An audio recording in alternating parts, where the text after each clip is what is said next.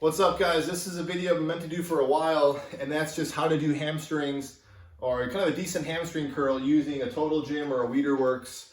And in the past, I'm kind of figured out a way. There's a kind of way of doing this. It's going to be a lot easier as a lot of exercise if you have certain equipment.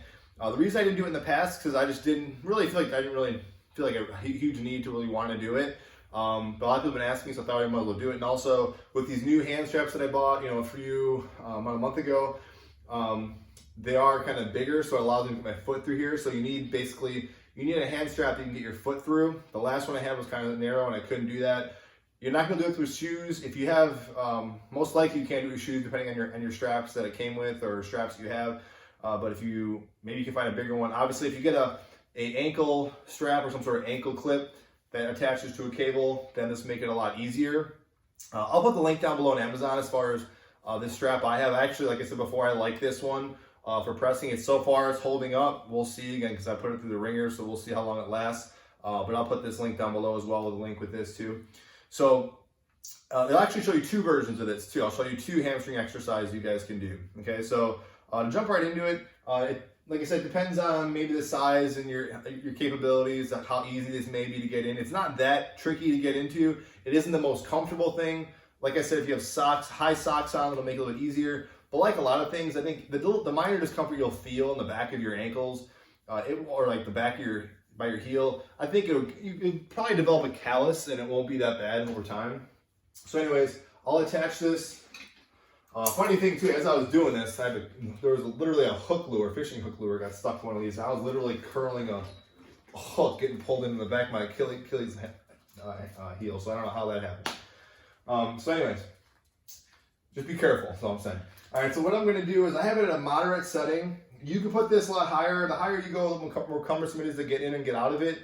I actually like a moderate to lower setting. I think it's better for me personally. I just think in general to focus on the tension while you're doing this. Don't worry about like really heavy resistance. I just think it's better to focus nice and smooth and fluid.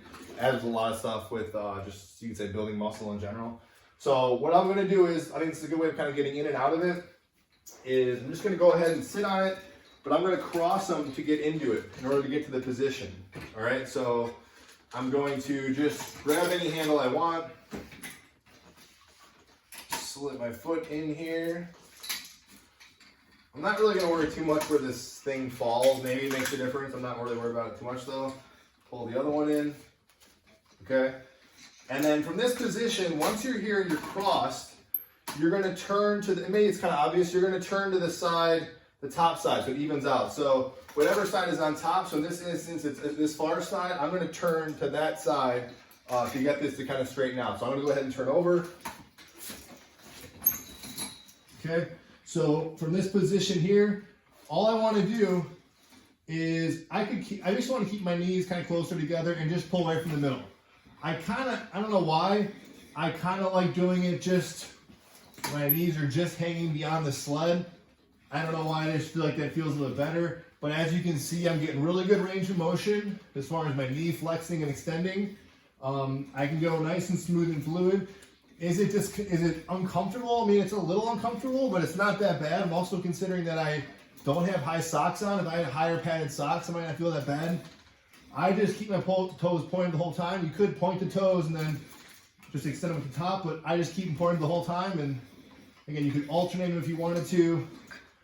But that's simply it, okay? That's nice and slow and controlled. And then to get out of it, not letting you get out of it, I just kind of push it up to get out.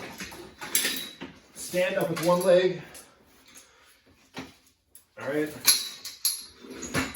And clip or try and get the other one off the other one. Okay, so you see it wasn't that bad. The other one that you can do, which also isn't too bad. And this next one I think is maybe a little better if it's a tiny bit higher. It's gonna have to be, as you'll see in a second. It's kind of overkill because I really don't think there's not too much of a difference as far as what's being worked here. But on this one, maybe it's just uncomfortable to get in that position for you. You could get set up like this, and I'm gonna lean back slightly just like that, and I'm just gonna flex my knees this way. All right, so you have two versions.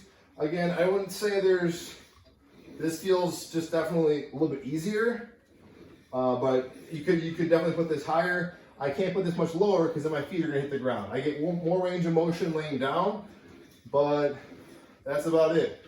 All right, so hopefully that was informative, helped some of you guys out. Like I said, getting in and out of this thing probably is the most annoying thing, but you can see it's really not that big of a deal, okay? That's it. If you guys have any more questions and exercises, let me know. I've got tons more to show you, so it seems like you exhaust the ideas of what you can do with this thing. Really, there's tons of stuff you can do, and I'll keep sharing those with you guys in future videos. Thanks.